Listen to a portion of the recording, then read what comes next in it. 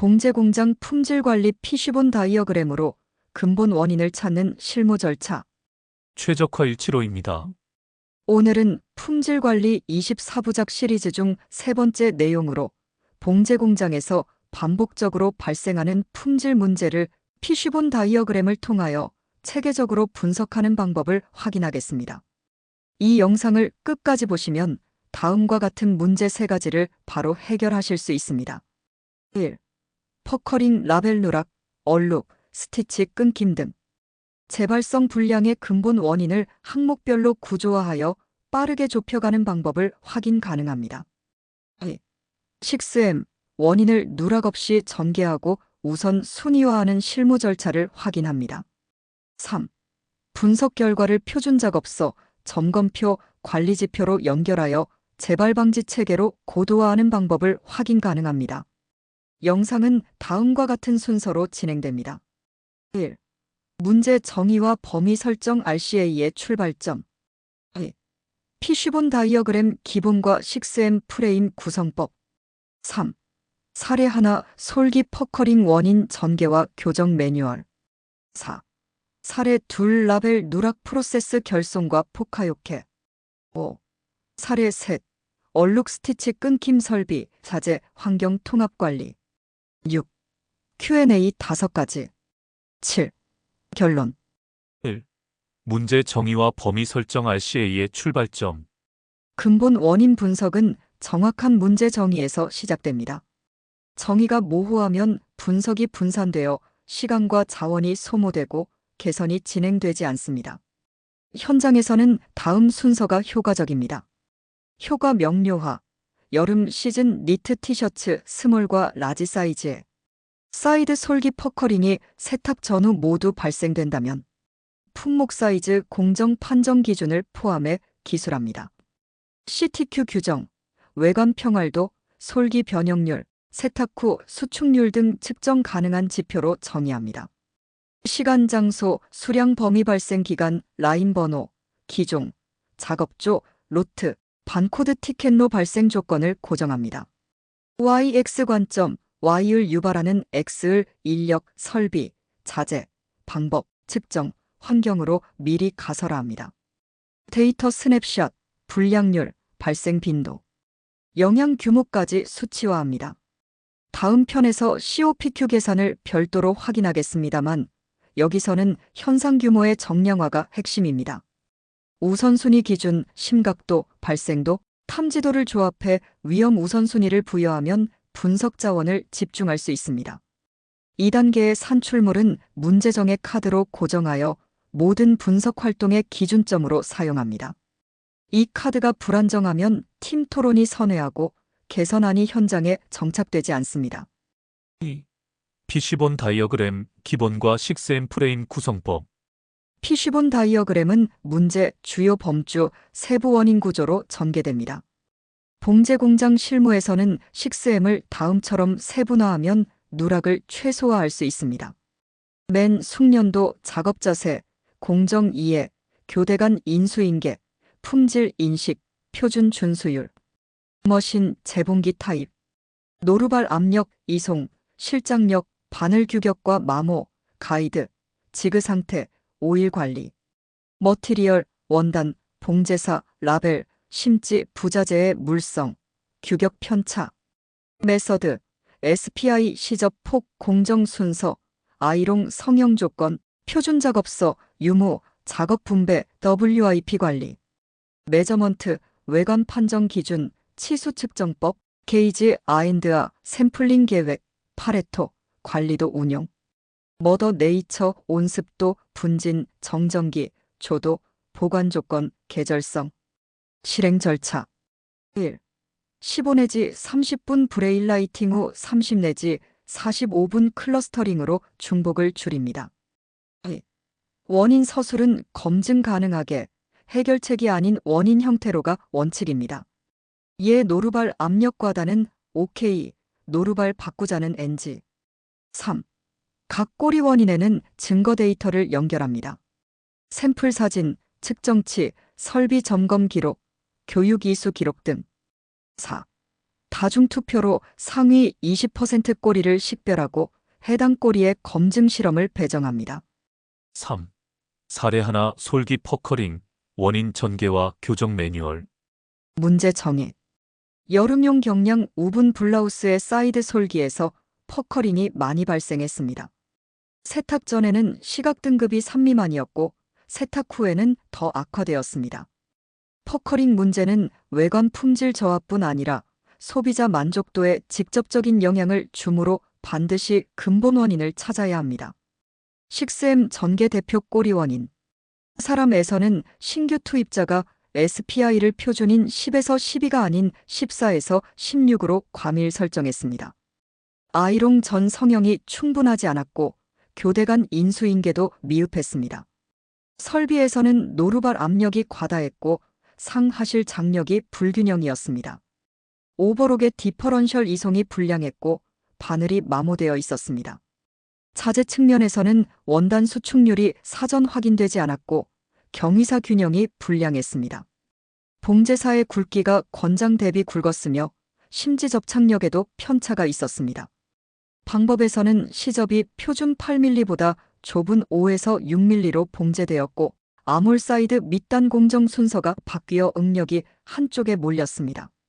측정에서는 외관 판정 기준이 모호했고 치수 측정의 반복성이 낮았습니다. 또한 파일럿 판정이 사전에 이루어지지 않았습니다. 환경에서는 습도가 35% 이하로 낮아 정전기가 증가했고 공정 간 보관 조건이 불량했습니다. 진단 체크 권장 수치와 행동 예시.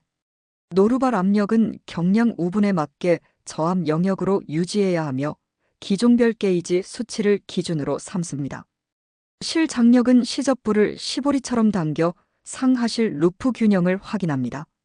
SPI는 10에서 12 범위를 유지하고 코너와 곡선부에서는 감속과 재가속 규칙을 표준화해야 합니다. 바늘은 NM 70에서 80 범위를 사용하며 라이트볼과 샤프를 비교 테스트 후 적합한 규격을 적용합니다. 교체 주기는 1만에서 1만 5천 침으로 관리합니다. 디퍼런셜은 오버록 기준 1.0을 유지하며 0.9에서 1.3 범위에서 DOE를 통해 최저값을 도출해야 합니다. 수축률은 선행워시 테스트로 경위, 사방향 데이터를 확보하고 이를 시접과 SPI 보정표에 반영합니다. 교정과 표준화. 첫째, 파일럿 20장을 준비해 노루발 장력 SPI 디퍼런셜을 DOE 매트릭스로 구성하고 외관과 치수 세탁 후 변형을 종합 채점합니다. 둘째, 도출된 최적 조합을 SOP에 반영해 사진 기준의 양불 판정표와 수치 기준을 함께 명시합니다. 셋째, 시작, 교대 모델 체인지 시에는 노루발, 장력, SPI의 3점 점검을 실시하고 샘플 2장을 검증 후 대량 생산을 진행합니다. 넷째, 온도 22 내지 26도, 습도 45에서 60%의 환경 기준을 라인 보드에 게시하고 가습과 제습 관리표를 운영합니다. 4. 사례 둘 라벨 누락 프로세스 결손과 포카요케. 포카요케란 일본어 실수 피하다에서 나온 말로 직역하면 실수 방지 장치를 의미합니다. 영어로는 흔히 에러 프루핑 또는 미스테이크 프루핑이라고 번역합니다. 작업자가 의도하지 않은 실수를 하더라도 제품 불량으로 이어지지 않도록 공정 자체를 설계하는 개념입니다. 포카요케의 목적 1. 불량 예방, 불량품이 생산되기 전에 차단 2.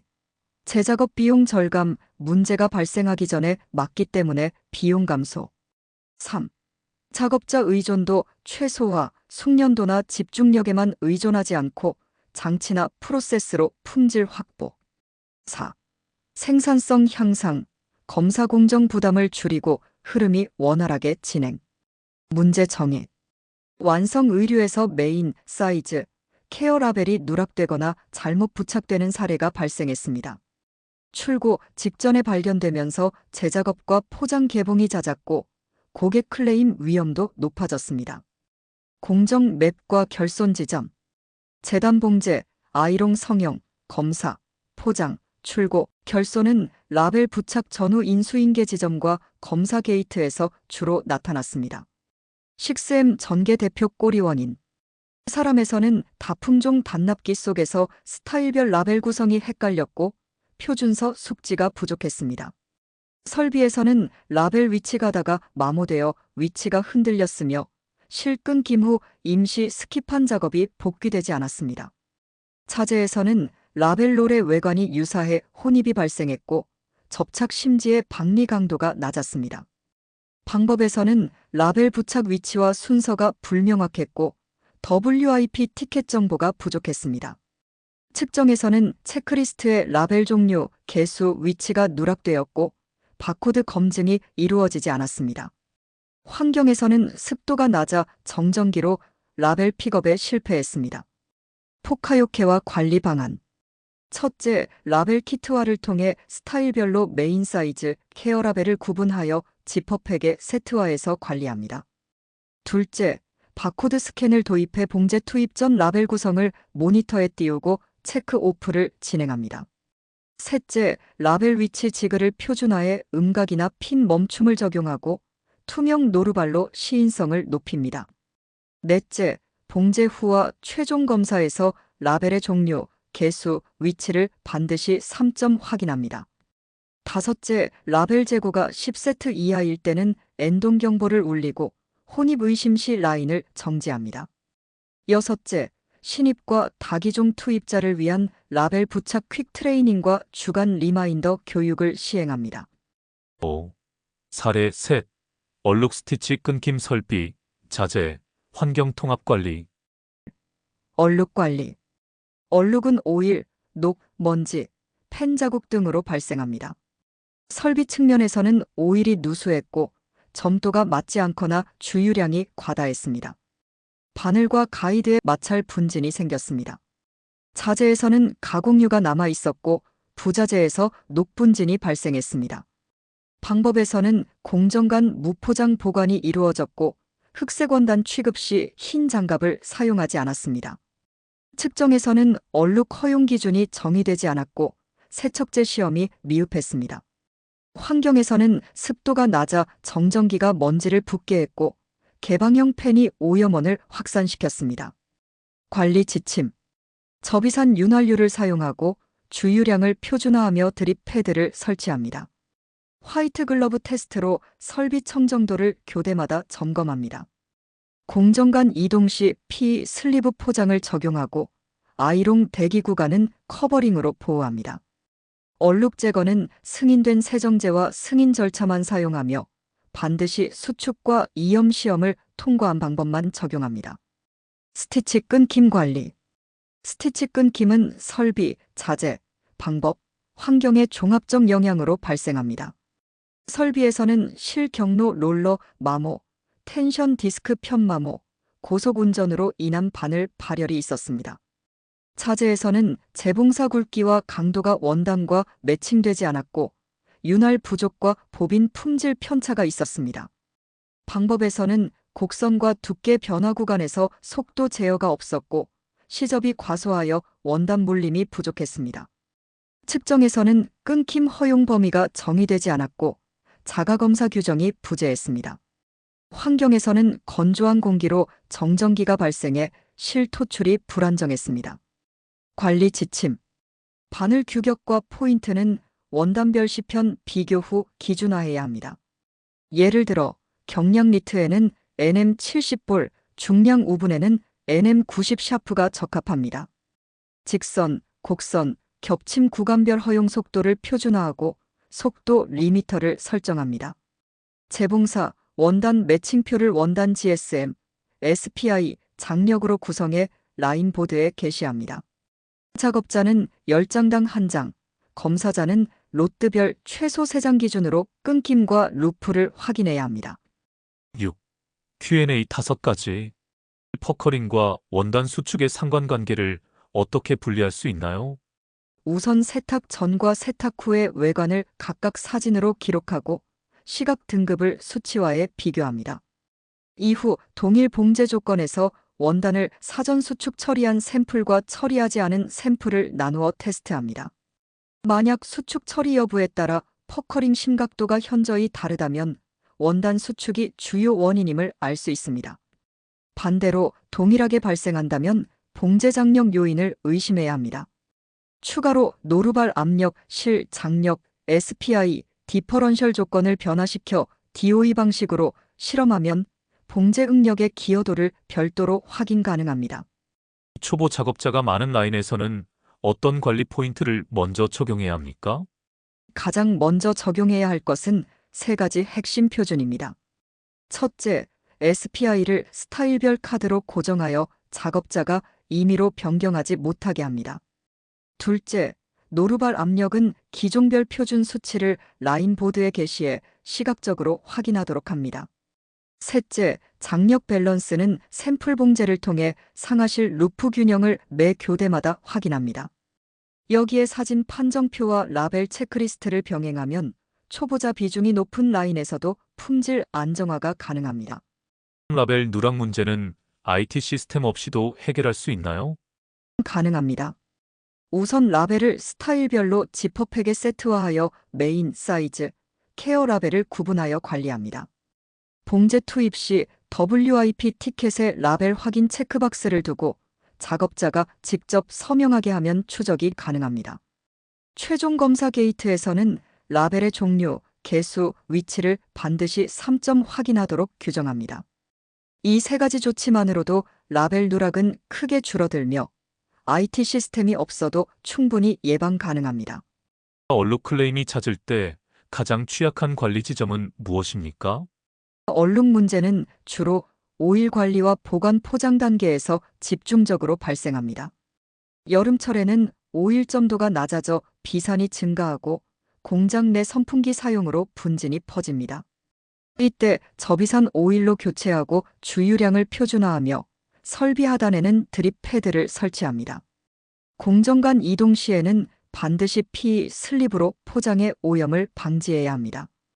또한 교대마다 화이트 글러브 테스트를 시행해 청정도를 확인하면 클레임 발생을 예방할 수 있습니다.